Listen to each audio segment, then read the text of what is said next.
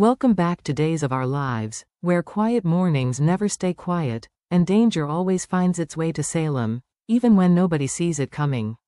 Tuesday, November 18th is one of those deceptive days. A day that tiptoes into chaos. A day where every conversation, every glance, every seemingly harmless action, is actually a warning. Because today, whether the people of Salem know it or not, the threats are getting closer. And once they arrive, there will be no turning back. Let's break down every twist, every shift, every silent danger hiding in this episode, and what it means for the storylines ahead. We open the episode inside the pub, where the usually composed Chad DiMera enters like a man carrying invisible chains.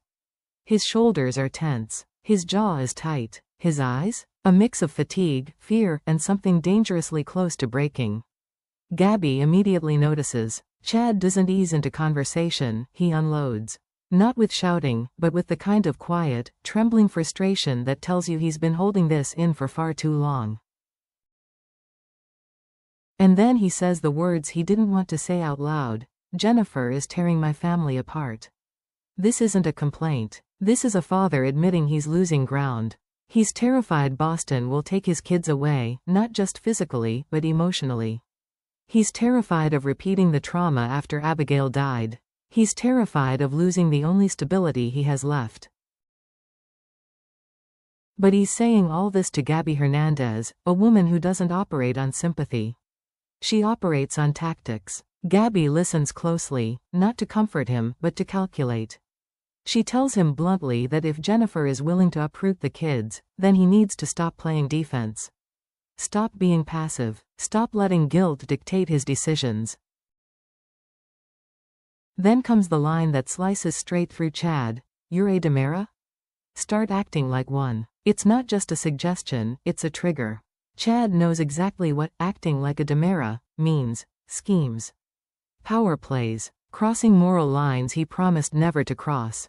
The weight of that identity sits on his shoulders like a curse, and Gabby is pushing him right back into it.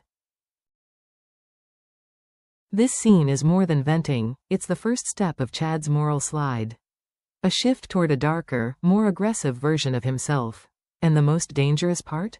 Chad doesn't reject Gabby's words.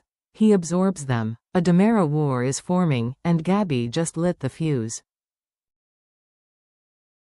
Elsewhere in Salem, we get one of the strangest, tensest, and most revealing meetups of the day, E.J. DiMera. Rafe Hernandez. Lucas Horton. Three men who have fought each other for years.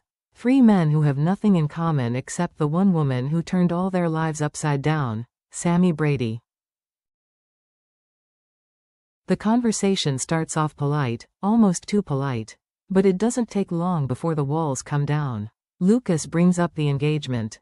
Rafe questions Dante's intentions. EJ sips his drink with that cold, knowing DiMera confidence. But the underlying message is the same, they all feel something is wrong.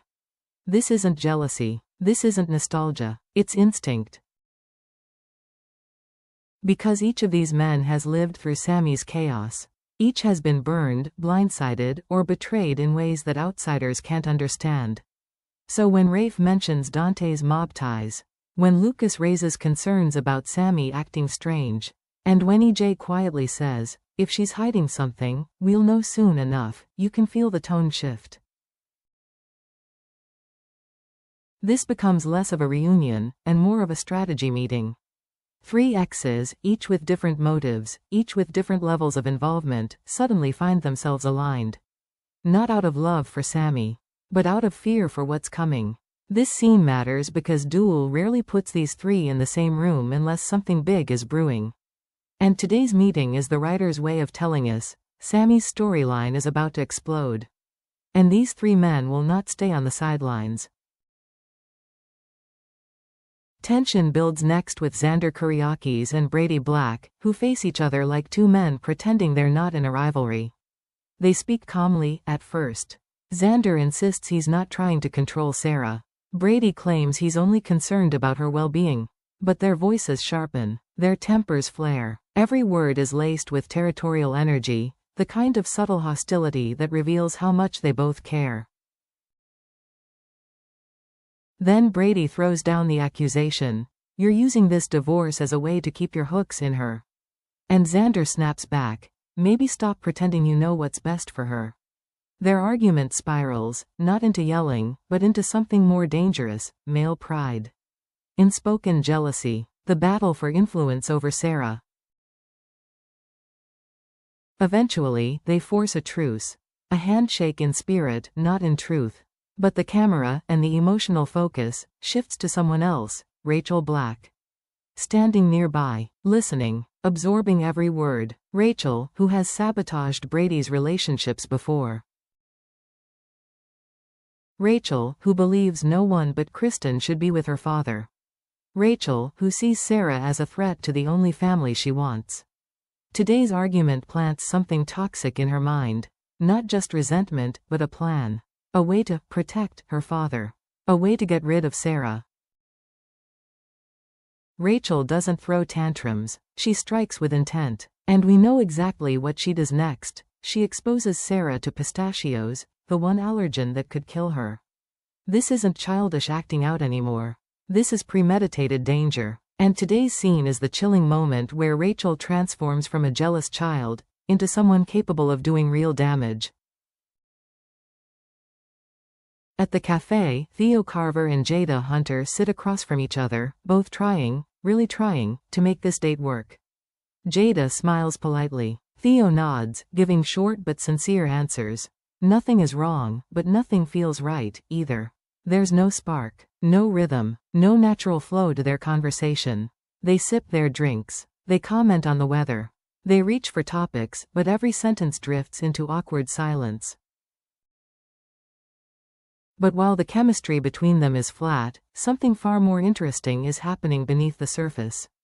Theo's eyes keep flicking toward the door, toward the window, toward the corner of the room.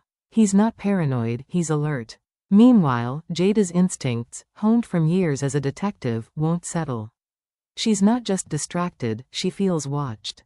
Her posture stiffens. Her hand subtly moves closer to her phone, her badge, her training.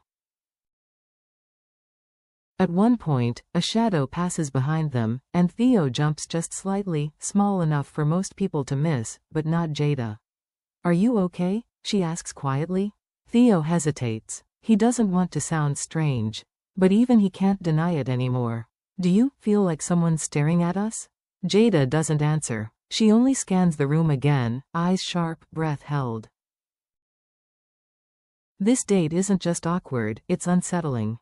Someone is there, not approaching, not acting, just observing. A presence without a face. A watcher without a motive.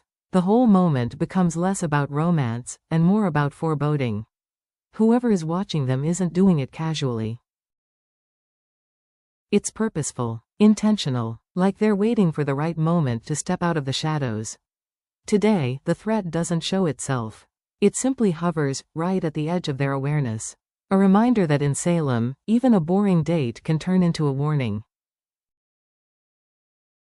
The most terrifying moment of the episode unfolds in absolute silence. Alex Kyriakis steps away from his meal for only a few seconds, to answer a phone call, sign a document, something so normal he doesn't think twice. But the camera doesn't follow Alex. It stays on the table. And that's when the hand appears. Quick, precise, gloved? Maybe, but definitely practiced. A small vial tilts. A few grains fall, barely visible unless the light hits just right. Not enough to foam, not enough to change the color. Just enough to kill. By the time Alex returns, everything looks perfect. Too perfect. He grabs his chair. He settles in. He reaches for his cup. And then, at that exact second, timing almost cruel, Stephanie Johnson walks into view. She's cheerful, focused on work, completely unaware she has just stepped into a death trap. She laughs softly, places the file in front of Alex, and without even thinking, she reaches toward the cup. Maybe to move it aside. Maybe to take a sip. Maybe to hold it while she talks. It's instinct, the kind of everyday gesture that means nothing, except today, it means everything. Alex barely notices. Stephanie definitely doesn't. But the audience knows. We know that cup has become the most dangerous object in the room. And suddenly, the questions pile up. Will Stephanie drink it before Alex? Will Alex notice something, a smell, a taste, in time? Or will both of them walk straight into the attack without realizing it? This single moment transforms into the episode's deadliest cliffhanger. Because poisoning isn't noisy. It isn't dramatic. It's quiet, sneaky, deadly. Whoever planned this attack didn't want chaos. They wanted precision, a specific target, a specific outcome, a warning shot, or an attempted murder. And as the scene fades, one truth becomes chillingly clear. The person behind this poisoning isn't done. Not even close. Today's episode may look calm on the surface, but it's a facade. Underneath, Salem is shifting, slowly, dangerously, inevitably. Chad is being lured into a darker Demera identity he's fought for years. EJ, Rafe, and Lucas are unknowingly forming a triangle of defense around Sami, a storm waiting to break. Xander and Brady ignite a rivalry that is no longer about love, but survival. Theo and Jada sense the presence of a hidden enemy, creeping closer with every scene.